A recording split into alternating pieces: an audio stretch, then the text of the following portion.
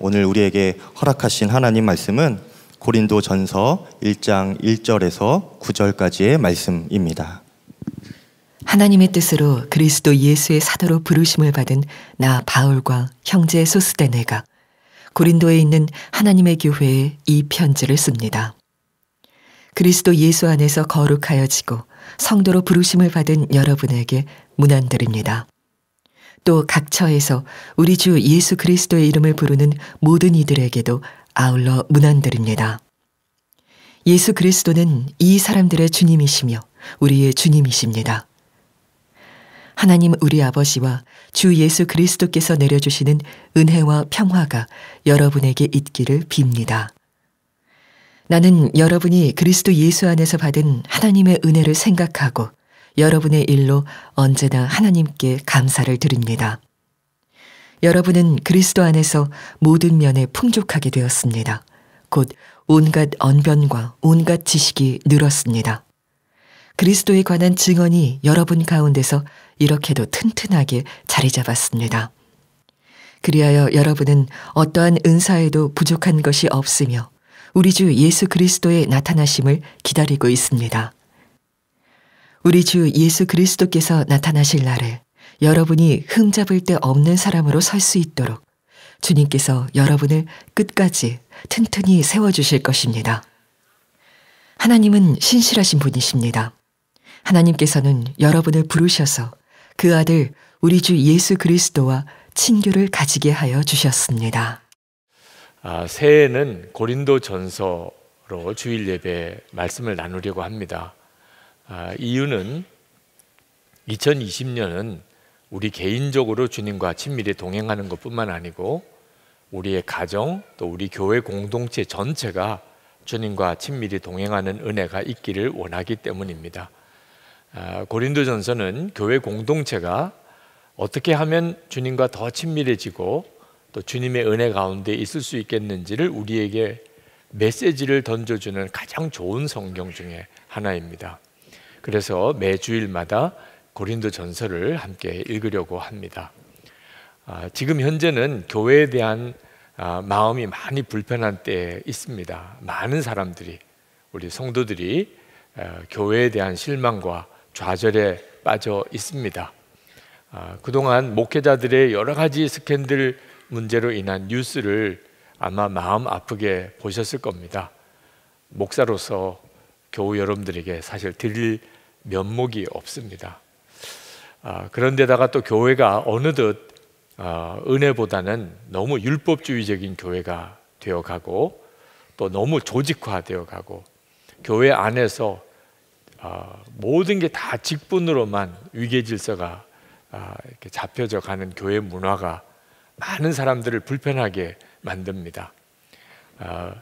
서로 용서하고 사랑하는 것보다 정죄하고 판단하고 교회 안에 말로 인한 소문이 너무 많고 이런 일들로 인해서 다들 이 교회 꼭 다녀야 되나, 혼자서 잘 믿으면 되지 않을까, 그런 생각하는 분들이 상당히 많습니다.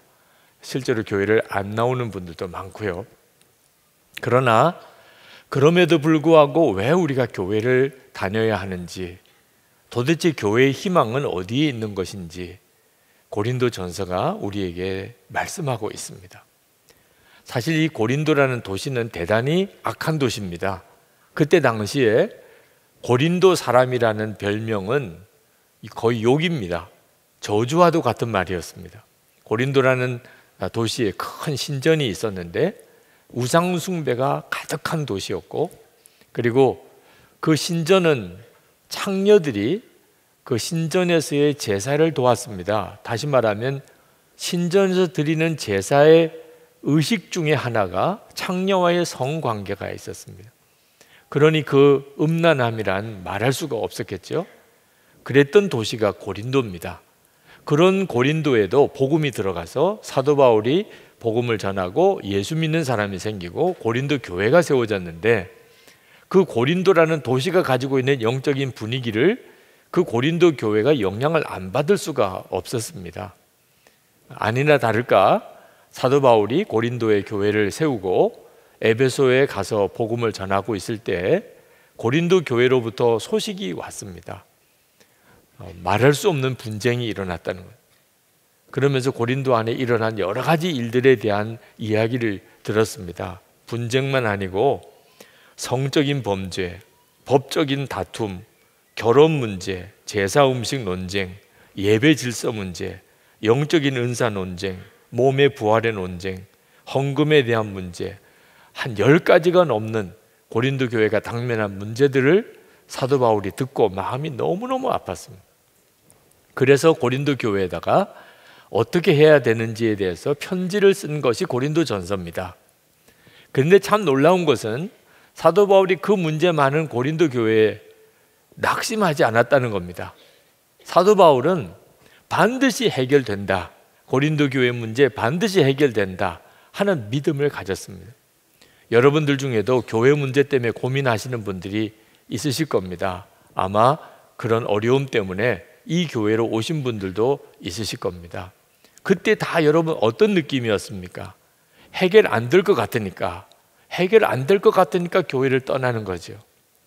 고린도 교회는 지금 우리가 겪는 교회와 비교할 수 없는 정도의 어려움이 많았던 교회입니다. 그래도 지금 교회는 신학을 전공한 목회자들도 있고 평신도들 중에도 신학을 전공한 분들도 있습니다. 교회 전통이라는 것도 있어서 그동안 교회가 어떻게 해왔는지를 우리가 다 알아볼 수도 있습니다. 성경책이 있어서 어떤 게 옳은 건지 성경으로 확인할 수도 있습니다. 고린도 교회는 아무것도 없었습니다. 신학교 출신 목회자도 없었고 성경책도 없었고 교회 전통도 없었던 교회, 그러면서도 영적으로는 말할 수 없이 타락된 그 도시에 있었던 그 교회, 도대체 사도 바울이 무슨 근거로 그렇게 낙심하지 않을 수 있었나? 그 고린도 교회가 반드시 문제를 해결받을 것이라고 어떻게 믿을 수 있었냐 말이에요. 이유는 사도 바울이 진짜 믿는 구석이 있었기 때문입니다. 만 가지 문제가 있어도 사도 바울은 반드시 해결된다, 믿을 수 있었어요. 우리도 정말 궁금하지요. 정말 그런 답이 뭘까? 예수 그리스도이십니다. 예수 그리스도, 그분이 고린도 교회에 함께 계시니 반드시 고린도 교회는 문제 해결을 받을 수 있다. 그게 사도 바울의 확신이었습니다. 저에게도 목사님은 왜 그렇게 예수 주님만 바라보라고 하십니까? 그런 질문하는 분들이 있으신데 고린도 전서를 한번 읽어보십시오. 사도 바울이 고린도에 편지를 쓰면서 이제 오늘 처음 우리가 읽었습니다. 처음 9절, 그 9절 속에 예수 그리스도에 대한 언급이 11번이나 나옵니다. 그러니까 사도 바울이야말로 예수 하던 사람입니다. 무슨 문제가 있든지, 아무리 문제가 많든지, 아무리 문제가 심각하든지 예수님이 함께 계시는 그 주님만 바라보면 반드시 해결받는다는 겁니다. 우리도 개인적으로나 가정으로나 교회적으로나 일터에서나 뭐 문제가 수도 없이 많잖아요. 새해를 맞았지만 골치 아픈 분들도 많을 겁니다. 답은 예수 그리스도이십니다. 문제가 아무리 많아도 주님이 우리와 함께 계시는 그 주님만 바라보면 문제가 다 해결될 수 있다고 사도 바울은 확신했습니다. 이것이 바로 우리들에게도 주는 복음입니다. 사도 바울은 그가 사도로 부름을 받은 것이 예수님으로부터 시작이 됐다고 고백합니다. 1절 말씀에 하나님의 뜻으로 그리스도 예수의 사도로 부르심을 받은 나 바울과 형제 소스데네가, 사도 바울은 시작이 예수 그리스도로 시작이 됐습니다. 뿐만 아니고 사도 바울은 그가 항상 예수님으로부터 은혜와 평화를 얻었다고 고백합니다. 3절에 보면 하나님 우리 아버지와 주 예수 그리스도께서 내려주시는 은혜와 평화가 여러분에게 있기를 빕니다. 뿐만 아니고 사도 바울은 마지막에 이제 주 예수님이 나타나시기를, 재림하시기를 사모하고 살았습니다.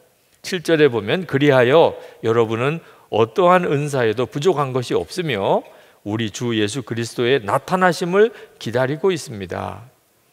사도 바울은 시작도 주님이고 사는 것도 주님이었고 마지막에 바라보는 것도 주님이었습니다.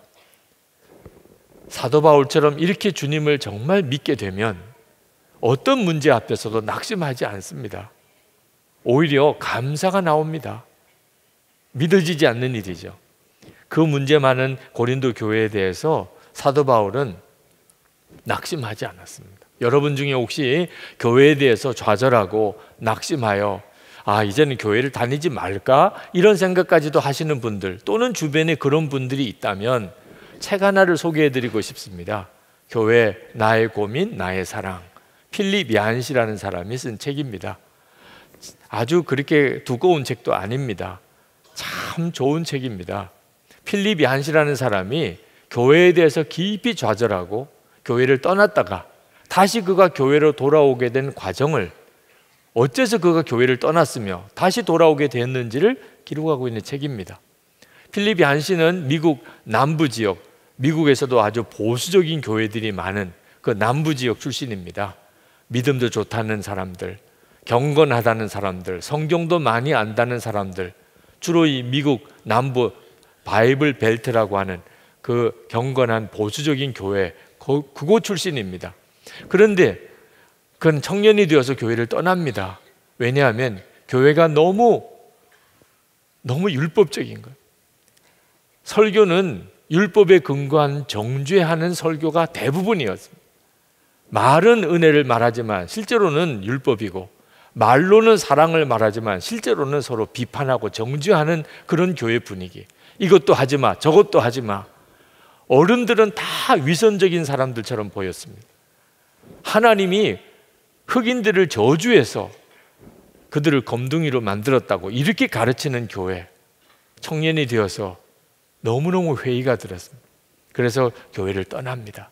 그런데 교회를 떠나면 홀가분하고 편안하고 기쁠 줄 알았는데 그나마 있었던 하나님의 은혜가 다 사라져 버리는 겁니다.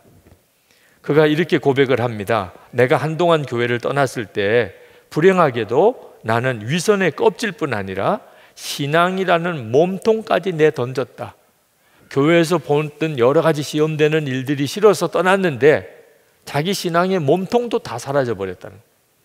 그랬던 그가 다시 교회로 돌아오게 된 이유가 뭔가? 예수님을 바라보는 눈이 열렸기 때문입니다. 키에르케고르가 예배를 연극에다가 비유해서 설명을 한 적이 있는데, 지금 우리가 예배를 드리잖아요. 그런데 이것이 꼭 연극과 같다는 겁니다. 근데 잘못하면 여러분들이 관객으로 이렇게 무대를 보시고, 배우는 유기성 목사, 1인극 하는 거죠. 여기서 온갖 쇼를 다 합니다. 여러분들을 만족시키기 위해서.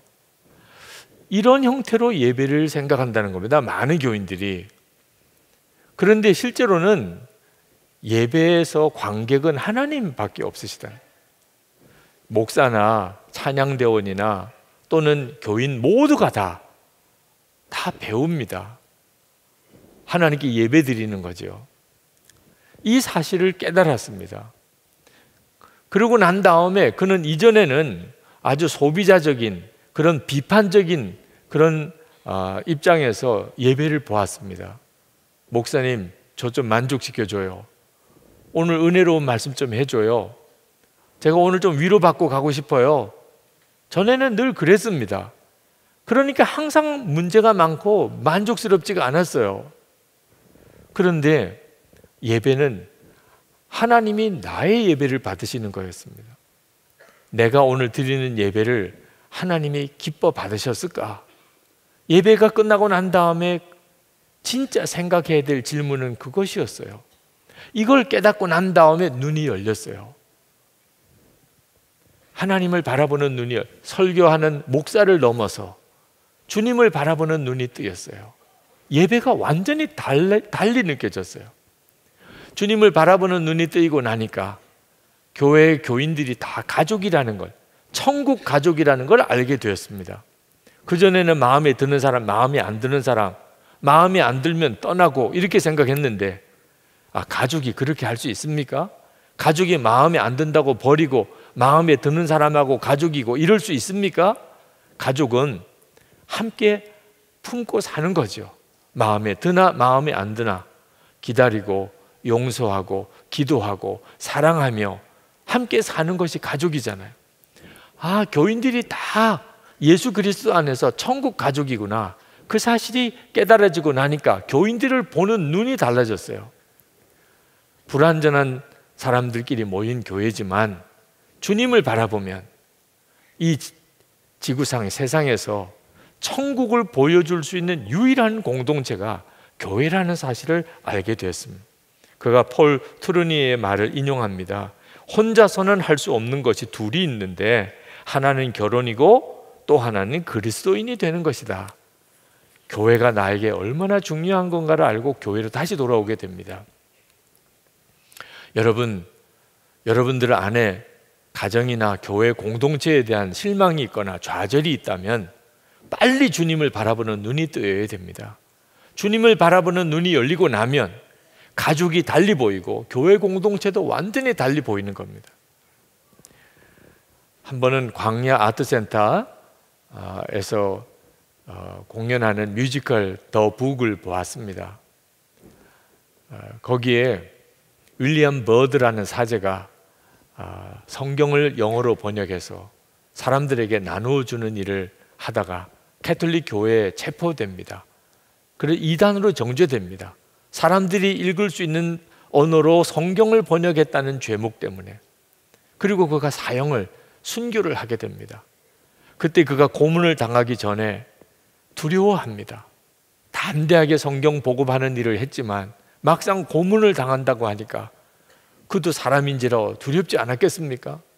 내가 이 고문을 잘 견뎌낼 수 있을까? 끝까지 믿음을 지킬 수 있을까? 그러면서 그가 하나님께 간절히 기도합니다. 하나님, 저 혼자 남았습니다. 하나님 도대체 어디 계십니까? 그렇게 기도하는 장면이 나옵니다. 여러분들도 살다가 보면 그런 기도할 때가 있을 겁니다. 나 혼자 남았습니다. 하나님 도대체 어디 계십니까? 이런 탄식이 나올 때가 있을 겁니다. 그러나 기억하셔야 됩니다. 여러분은 절대 혼자 있어 본 적이 없습니다. 주님은 여러분을 떠나신 적이 한 번도 없습니다. 여러분 안에 주님이 계십니다. 그 증거가 무엇이냐면 예수님을 주님이라고 고백하는 고백입니다. 사도 바울은 고린도 교회가 말도 못할 어려움이 많았지만 그가 예수님이 그 고린도 교회와 함께 계신다는 확신을 가지고 있었는데, 이유는 고린도 교인들이 예수님을 주님이라고 고백하는 신앙 고백이 있었다는 겁니다. 2절에 보면 주 예수 그리스도의 이름을 부르는 이들이라고 표현이 나옵니다. 예수님을 주님이라고 부르는 이들입니다. 그러면 예수님이 그들과 함께 계신 증거입니다. 고린도전서 12장 3절에 성령으로 아니하고는 누구든지 예수를 주시라 할 수 없느니라. 사도 바울이 그 사실을 깨닫고 나니까 예수님은 지금 고린도 교회와 같이 계셔. 나는 지금 에베소에 와 있지만 예수님이 그들과 같이 계셔. 그러면 주님이 역사하시겠지. 믿을 수 있었어요. 그래서 사도 바울은 고린도 교회 일로 하나님께 감사를 드렸던 겁니다. 4절에 이렇게 말씀합니다. 나는 여러분이 그리스도 예수 안에서 받은 하나님의 은혜를 생각하고 여러분의 일로 언제나 하나님께 감사를 드립니다. 아니, 고린도 교회의 일로 하나님께 걱정을 드립니다. 그래야 이게 말이 맞아요. 들려온 소식은 걱정스러운 소식입니다. 그런데 여러분의 일로 하나님께 감사를 드린다니 생뚱같은 말이 아니겠습니까? 왜 사도 바울이 이렇게 말했을까요? 문제를 보지만 않았다는 겁니다. 고린도 교회에 일어나는 문제만 본 게 아니고 그 고린도 교회 안에 주님이 계시고 주님의 역사가 있는 것을 보고 나니까 오히려 하나님께 감사를 드렸다는 겁니다. 성도 여러분, 여러분도 이 눈이 열려야 합니다. 여러분의 가정일, 또 우리 교회 공동체 안에서 되어지는 일들 문제로만 보면 문제투성이죠. 절망이죠. 그런데 주님이 역사하시는 것에 눈이 뜨이면 주님이 여전히 역사하시네, 주님이 여전히 함께 하시네, 그래서 오히려 감사하게 된다는 것. 6절에 이렇게 말합니다. 그리스도에 관한 증언이 여러분 가운데서 이렇게도 튼튼하게 자리 잡았습니다. 고린도 교회 교인들이 문제가 많았지만 예수 그리스도에 대한 증언도 있다는 겁니다. 그들 안에. 여러분, 문제를 보지 말고 주님을 보는 눈이 뜨이기를 축복합니다. 그래서 사도 바울은 고린도 교회에다가 처음 편지를 쓸 때 고린도 교회를 하나님의 교회라고 불렀습니다. 2절 말씀에 고린도에 있는 하나님의 교회에 이 편지를 씁니다. 그 문제 많은 교회를 하나님의 교회라고 말했습니다. 그 문제 많은 고린도 교인들을 향하여 그리스도 예수 안에서 거룩하여지고 성도로 부르심을 받은 여러분에게 문안드립니다. 그랬습니다. 아마 고린도 교인들은 이 구절을 읽을 때 엄청 얼굴이 빨개졌을 겁니다. 우리 참 싸우고 난리도 아닌데 우리를 성도라고 부르는 사도 바울의 그 말을 처음에는 고린도 교인들도 아마 쉽게 받아들이기 어려웠을 거예요.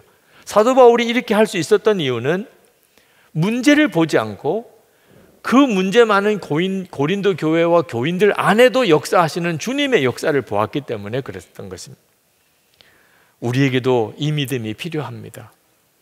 갈망만 가지면 안 됩니다. 우리에게 필요한 건 믿음입니다. 우리가 윤리적인 죄를 짓는 것만 부끄러워하면 안 됩니다. 윤리적인 죄보다 비교할 수 없이 심각한 죄가 있습니다. 예수 그리스도를 안 믿는 죄입니다. 못해요, 안 돼요, 그거 다 예수님을 안 믿으니까 그런 말이 나오는 겁니다. 주님을 생각 안 하니까 못한다, 안 된다는 말이 나오는 거예요. 불신의 죄가 얼마나 무서운 죄인지를 알아야 됩니다. 하나님은 결코 교회를 포기한 적이 없으십니다. 정말 그래서 2000년 역사를 가만히 보면 별의별 교회에 어려움이 많았고 정말 읽기도 얼굴이 뜨끈할 정도로 교회가 죄도 있었습니다. 그래도 하나님은 2000년 교회 역사를 통해서 교회를 포기하지 않으셨습니다. 하나님께서는 이 죄 많은 우리들을 위해 당신의 독생자를 내어주셨어요.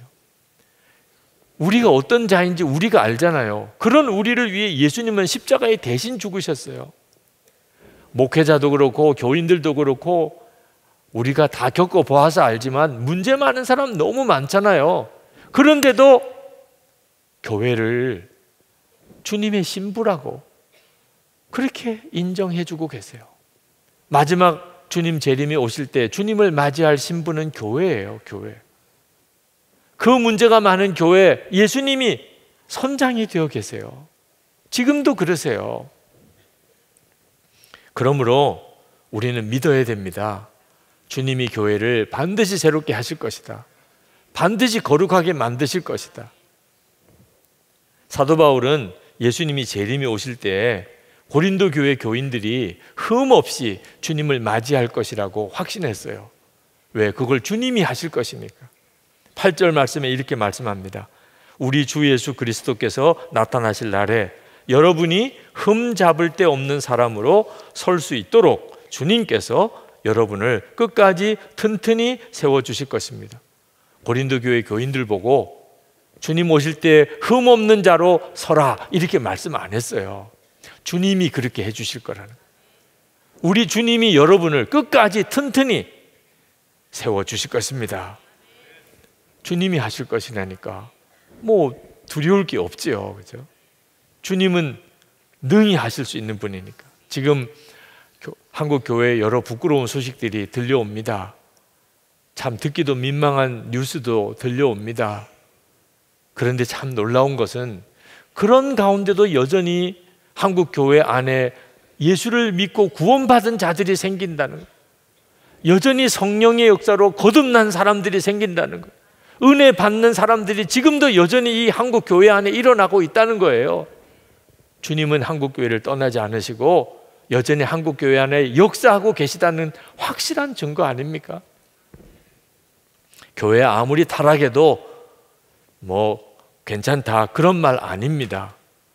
회개할 것이 있으면 반드시 회개해야 되고 돌이켜야 될 것이 있으면 분명히 돌이켜야 됩니다. 베드로 전서 4장 17절에 하나님의 집에서 심판이 시작될 것이라고 그렇게 경고하셨습니다.